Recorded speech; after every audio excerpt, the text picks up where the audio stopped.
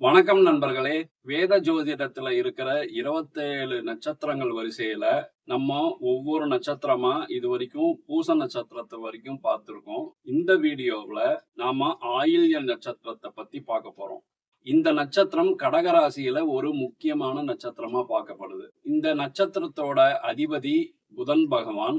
இந்த நட்சத்திரத்தோட அதிதேவதை நாகதேவதைகள், அதாவது ஆதிசேஷன் இந்த நட்சத்திரத்தோட அதிதேவதை.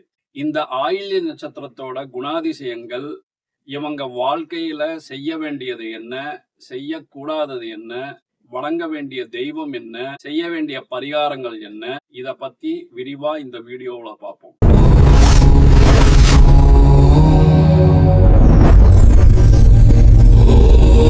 வணக்கம் நண்பர்களே, நான் உங்கள் காஷ்யப பி ராம்குமார், உங்கள் வாழ்வியலுக்கான வழிகாட்டி ஜோதிடர். இது நம்ம டிவைன் வேதா சேனல். இந்த ஆயில்ய நட்சத்திரம் அன்புக்கு கட்டுப்படுறது, சகோதர பாசத்தோட இருக்கிறது, தன்னோட காரியத்துல குறியா இருக்கிறது, முன்கோபம், வைராக்கியம், தியாகம், தன் குடும்பத்துக்காக எதையுமே இழக்க தயாராக இருக்கிறது. இப்படி பல குணாதிசயங்களோட இந்த ஆயில்ய நட்சத்திரம் இருக்குங்க. இவங்க பொதுவா எது கிடைக்குதோ அதை அப்படியே ஏத்துப்பாங்க. இது வேணும் அது வேணுங்கிற இவங்களுக்கு ஒரு ஆசை இருக்காது. என்ன கிடைக்குதோ அதை அப்படியே ஏத்துப்பாங்க. எதையுமே இவங்க சுயமா கத்துப்பாங்க. ஆழமா அதில் இருக்கிற சூக்ஷ்மத்தை கத்துக்கிறதுல இவங்க கெட்டிக்காரங்க. எதையுமே இவங்க சுயமா கத்துப்பாங்க. எந்த விஷயமானாலும் அதுல இருக்கிற ஆழமான விஷயத்த இவங்க சீக்கிரமா புரிஞ்சுக்கிற தன்மை இவங்க கிட்ட இருக்கும். புதனோட ஆதிக்கம் இந்த நட்சத்திரத்துக்கு இருக்கிறதுனால இவங்க புத்திசாலியா இருப்பாங்க. சமயோஜித புத்தி இவங்க கிட்ட நிறைய இருக்கும். எந்த விஷயத்தையும் மேலோட்டமா பார்க்காம அந்த விஷயத்துல இருக்கிற நுணுக்கமான விஷயங்களை கூட கவனிச்சு அதை அப்சர்வ் பண்ற குணம் இவங்க கிட்ட இருக்கும். ஏதாவது ஒரு இலக்க நிர்ணயம் பண்ணி அதை நோக்கி இவங்க பயணம் பண்ணுவாங்க. இவங்க யாருடைய உதவியும் எதிர்பார்க்க மாட்டாங்க. சுயமா வாழ்க்கையில முன்னேறுவாங்க. இவங்க படிக்கிறதுல கெட்டிக்காரங்களா இருப்பாங்கன்னு கேட்டா கிடையாதுங்க. இவங்க ஆவரேஜ் ஸ்டூடெண்ட் தான். இவங்களுக்கு ஏட்டுக்கல்வி அவ்வளவா வராது. ஆனா இவங்களுக்கு அனுபவ கல்வி ரொம்ப அதிகம். இவங்க படிக்கிறத விட அனுபவத்துல கிடைக்கிற அறிவை வச்சு இவங்க வாழ்க்கையில முன்னேறுவாங்க. ஒரு நிறுவனத்துல பெரிய பெரிய லெவல்ல இருக்கிறவங்க கடகராசிக்காரங்களா ஆயில்ய நட்சத்திரத்துல இருந்தாங்கன்னா அவங்க பாத்தீங்கன்னா சுமாராதான் படிச்சிருப்பாங்க. ஆனா அவங்க தன்னுடைய அனுபவ அறிவை வச்சு ஒரு நல்ல நிலைமையில இருப்பாங்க. தன் பேச்சால மத்தவங்களை வசியப்படுத்துற குணம் இவங்க கிட்ட இருக்கும். இவங்களுக்கு அதீதமா கோபம் வருங்க. இந்த கோபத்தாலேயே இவங்க பல எதிரிகளை சம்பாதிப்பாங்க. தன்னோட குடும்பத்து மேல அதீத பாசம் வச்சிருப்பாங்க. ஆனா பல நேரங்கள்ல இவங்க பிடிவாதமா நடந்துப்பாங்க.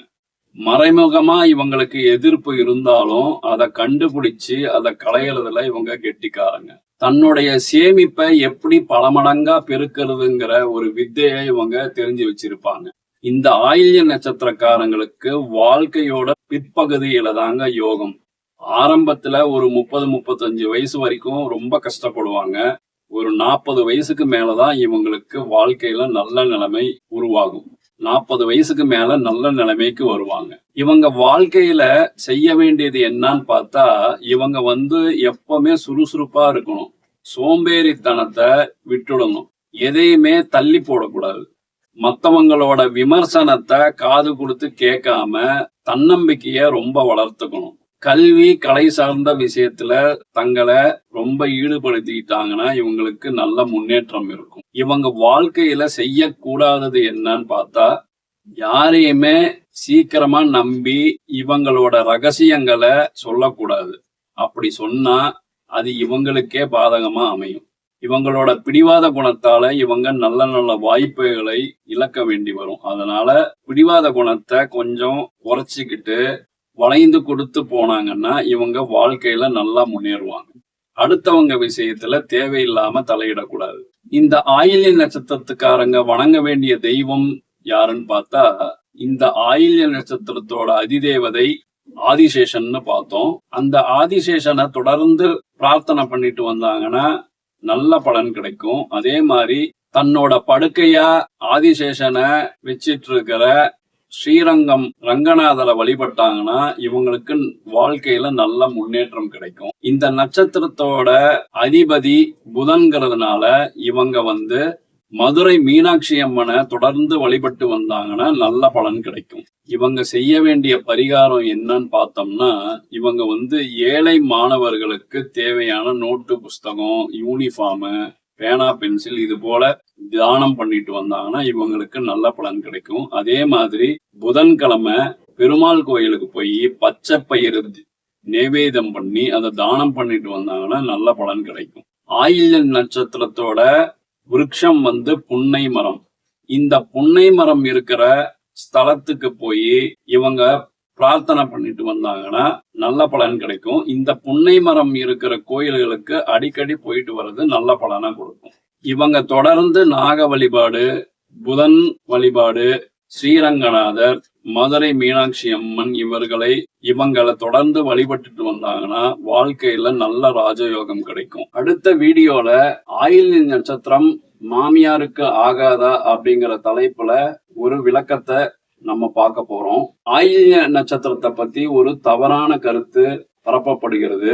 ஆயில்ய நட்சத்திரம் மாமியாருக்கு ஆகாது, ஆயில்ய நட்சத்திரம் பெண்களை மணந்தா மாமியார் இறந்துருவாங்க அப்படிங்கிற ஒரு மூட நம்பிக்கையும் தவறான கருத்தும் இருக்கு.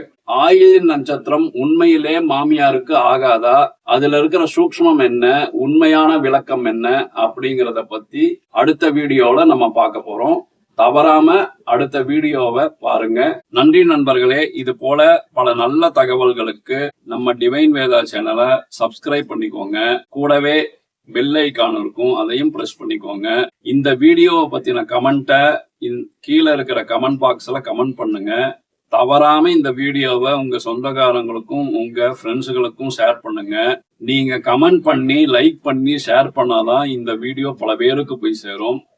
நல்லதே பகிர்வோம், நல்லதே நடக்கும். வாழ்க வையகம், வாழ்க வளமுடன்.